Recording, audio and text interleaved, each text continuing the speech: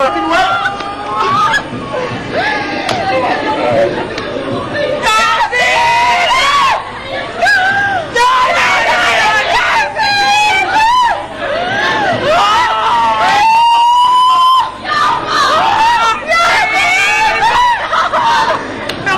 ايه بس يا عبد الله؟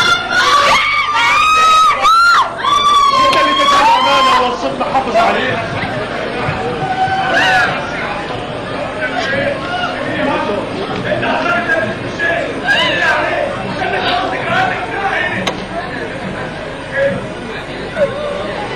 عزيزة هتروح تجيب البلد. انت بتقول ايه يا دكتور عادل؟ بتقول ايه؟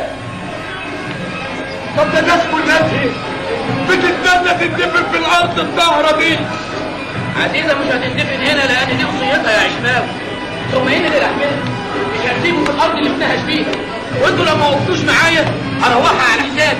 ان شاء الله حتى الف على كل المصريين. ايه الكلام اللي انت بتقوله ده يا دكتور؟ تلف على المصريين ايه؟ لا ده احنا نشيل على كتافنا لحد مصر. ايوه نشيل على كتافنا.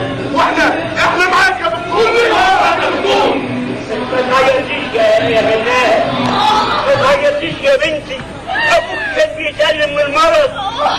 شوف يا جنات، شوف النور اللي على وش ابوكي.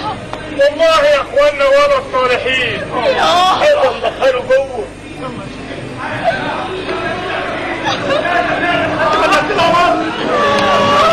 خد بالك من العيال يا عبد الله. النبي يا اخويا طول بالك عليه وما تزهقش شغل كتير. انت بس ما تحمليش مني حاجه لنفسك. لو هنروح بيقولوا معامله الناس في البلد دي مش كويسه. مالكيش دعوه بحد. فاهمه يا عزيزي؟ ما نفسكش في حاجه بعتها لك لما اروح.